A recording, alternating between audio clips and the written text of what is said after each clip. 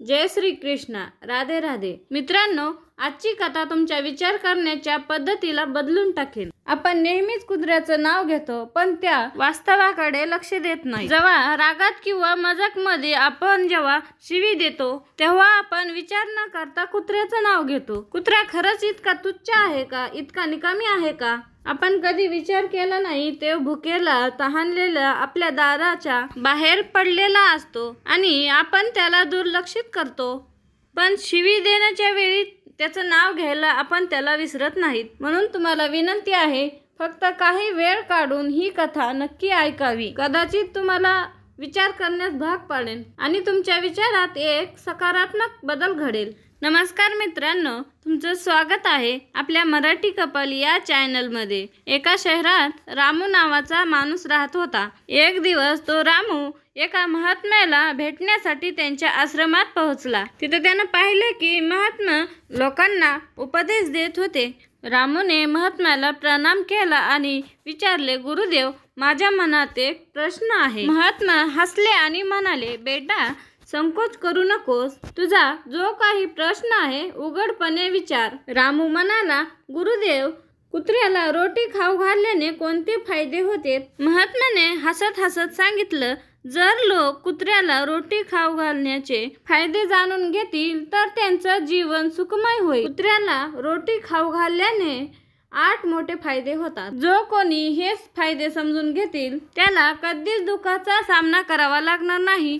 महात्म्याने पुढे सांगितले, बेटा, एक कथा ऐक. एका काळची गोष्ट आहे. एक भुकेला तहानलेला कुत्रा गावातील प्रत्येक दारावर जात असेल, पण कोणी त्याला रोटीचा एक तुकडाही देत नव्हते. तो हतबल होऊन इकडे तिकडे भटकत राहिला. एक दिवस तो गावाबाहेर एका आश्रमात पोहोचला. त्याने आशाने प्रार्थना केली, हे मुनिवर, मी खूप भुकेला आहे. कृपा करून मला एक रोटीचा तुकडा द्या. मुनिवरने विचारलं, तुला गावात कोणी रोटी दिली नाही का? कुत्रा म्हणाला, मुनिवर, मी काय सांगू? कुणी माझी गोष्ट समजून घेतच नाही. मुनिवराने सहानुभूतीने सांगितलं, तुझी पीडा मी समजू शकतो. सांग, काय झालं? कुत्र्यानं सांगितलं, आमच्याकडे घर नाही, कमाईचं साधन नाही. आम्हाला कपडे घालण्याचा किंवा वाचण्याचा लिहिण्याचा ज्ञान नाही. थंडी, उकाडा, पाऊस सगळं सहन करतो. पण मुनिवर, आम्हीही भुकेने माणसासारखं तडपडतो, दुखापतीने कहरतो, दुःखात रडतो. आम्हाला आधीच खूप कष्ट दिले आहेत, तरीही लोक आम्हाला त्रास देण्यात कमी पडत नाहीत. आम्ही तुमच्यासारखे माणूस नाहीत. आम्ही पराधीन जीव आहेत. जेव्हा आमचा जन्म झाला तेव्हा आमचे डोळे आणि कान बंद होते. आम्ही म्हणू शकत नाही आमच्या जन्मावर तसाच उत्सव झाला असेल जसं की तुमच्या जन्मावर होतो. नाच, गाणे, वाजंत्री वाजवली जातात, आनंद साजरा केला जातो. आमच्या जन्मावर कोणी आनंद साजरा केला असेल का? जेव्हा मी जन्मलो तेव्हा मला वाटलं की मी एखाद्या मोठ्या घरात आलो आहे, कारण जिथे आम्ही होतो ती जागा मऊ आणि सुरळीत होती. पण जेव्हा आमचे डोळे उघडले तेव्हा आम्ही पाहिले की आमची आई, जिला तुम्ही कुटिया म्हणता, तिने आम्हाला छातीला लावून एका जुन्या कपड्याच्या ढिगावर ठेवलेलं होतं. आम्ही 5 भाऊ होतो. बाकी 4 भाऊ लाल आणि दबकरी रंगाचे होते. मी एकटा काळ्या रंगाचा होतो. सर्वात लहान आणि कंकवरत मीच होतो. आमची आई आम्हाला कमीच भेटू शकत होती, कारण तिलाही आपल्या जेवणाची व्यवस्था करत होती. जर ती स्वतः भुकेली राहिली तर आम्हाला दूध कसं पाजेल? एक आई म्हणून ती आम्हा 5चीही काळजी घेत होती. ती बिचारी दिवसभर जेवणासाठी इकडं तिकडं भटकत होती. कधी मिळतं, कधी नाही. रात्री ती जागून गावाची राखण करत असे. कुणी अनोळखी व्यक्ती गावात घुसण्याची हिंमत करत नव्हता. अगदी दुसऱ्या गावातील कुत्रेही आमच्या भीतीने येत नव्हते. जर एखाद्या शेतकऱ्याच्या शेतात घुसून पीक, जनावर नष्ट करण्याचा प्रयत्न करत असतील तर ती त्यांना पळवून लावत असे. इतकं सगळं करूनही गावातील लोक आमच्या आईला जेवणही देत नसतील. मजबुरीने तिला कधी कधी हिसकावून घेऊन लागत असेल. जर लोक तिला असं करताना पाहिले तर ते लोक लाठी दंड्याने पळवून लावत असेल. अनेक वेळा तर बिचारी भुकेली तहानलेलीच राहत असे. हे मुनिवर, भूक तर आम्हाला तुमच्यासारखीच लागते. त्यातून आमच्या आईला आमचीही चिंता असते. ती आमच्या काळजीसाठी नेहमी व्यस्त राहत असे. गावकऱ्यांना पाहूनही तिचं मन पाजरत नव्हतं. मजबुरीने ती चोरून घरात घुसत असते आणि जर काही खाण्यास मिळालं तर ती तिथेच खाऊन आपली भूक भागवत असते. पण अनेक वेळा लोक तिला असं करताना पाहतात तर ते लोक लाठी दंडे घेऊन तिच्या मागं लागत असते. काही लोक तर तिला धरून घरात बांधून मारत असते. आमच्या आईची वाईट अवस्था करत असतात. हे मुनिवर, आमच्या आईनं कोणाचं काय बिघडवलं होतं? तिने फक्त भूक भागवण्यासाठी जेवण चोरलं होतं. चोरी करण्याचा तिला काही छंद नव्हता, पण पापी पोट हे आम्हाला करण्यास भाग पाडतं. एक दिवसाची गोष्ट आहे. खूप जोरदार पाऊस पडत असतं.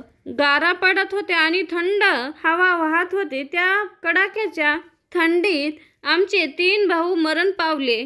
त्या दिवशी आमची आई खूप रडली होती, पण माणसांनी आमची पीडा समजून घेतली नाही, कारण त्यांची मुलं थोडीच मेली होती.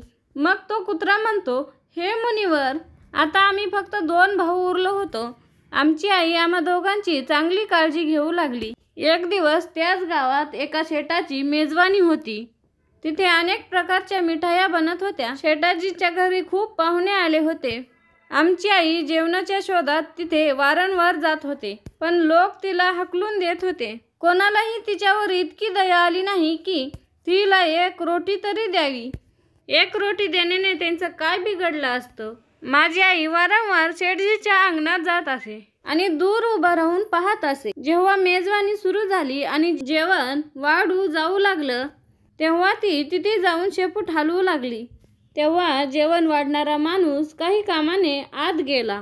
माझी आई दबक्या पावलाने रोटी घेण्यास पुढे सरकली, पण तेव्हाच दुसऱ्या माणसानं तिला पाहिलं तर त्या 4ही बाजूने लोक तिच्यावर ओरडत हाकलून लावू लागले. माझी आई घाबरली आणि पळू लागली, पण तिला तिथून बाहेर पडण्याचा मार्ग मिळाला नाही, कारण समोरून लोक लाठी दंडी घेऊन येत होते. घाबरून माझी आई मेजवानीत जेवत असलेले लोकांच्या ताटावून ओलांडून तिथून निघून गेली. हे मुनिवर, माझी आई इतकी त्रस्त नव्हती जे तिथं मेजवानीत बसलेले लोक झाले होते.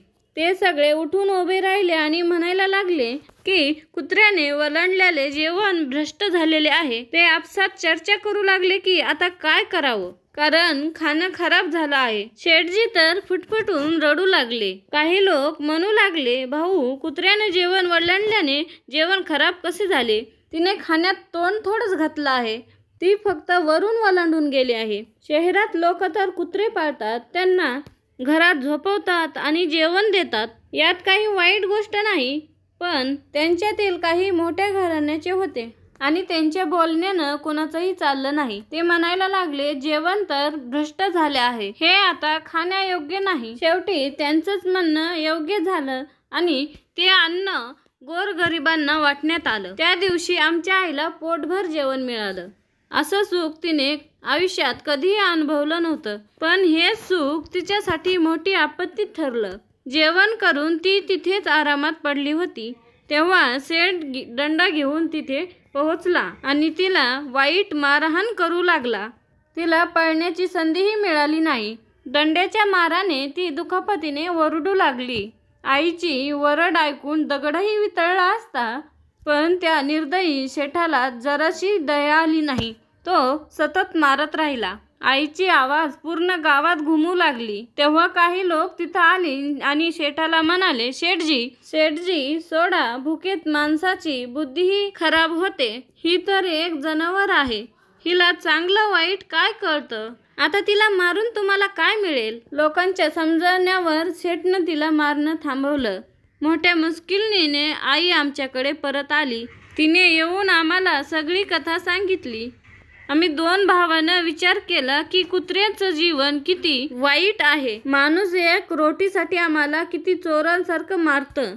किती निर्दयी लोक आहेत ते, जे आमची तकलीफ समजून घेत नाहीत. मग तो कुत्रा म्हणतो, हे मुनिवर, आमची सर्वात मोठी चूक ही आहे की आम्ही त्यांना मतलबी माणसांच्या अधीन राहू इच्छितो, जे आम्हाला दुःख देतात. जेव्हा की आम्हाला प्रेम आणि सहानुभूतीने पाहणारेही लोक असतात, आम्ही त्यांच्या किती कामी येतो हे आम्ही जाणतच नाहीत. भक्तांनो, कुत्रे केवळ आमच्या घराची सुरक्षा करत नाहीत, तर ते आमच्या जीवनात अनेक सकारात्मक प्रभावही टाकतात, ज्याबद्दल खूप कमी लोकांना माहीत आहे.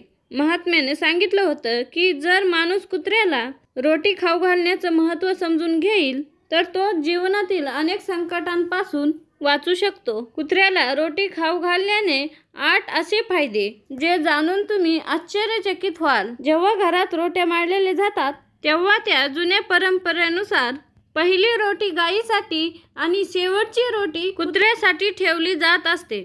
महात्म्यांचं म्हणणं होतं की हे नियम देवाने बनवले होते, पण आजकाल हे नियम लोक विसरले आहेत आणि त्यांचा नकारात्मक परिणाम त्यांच्या जीवनावर होतो.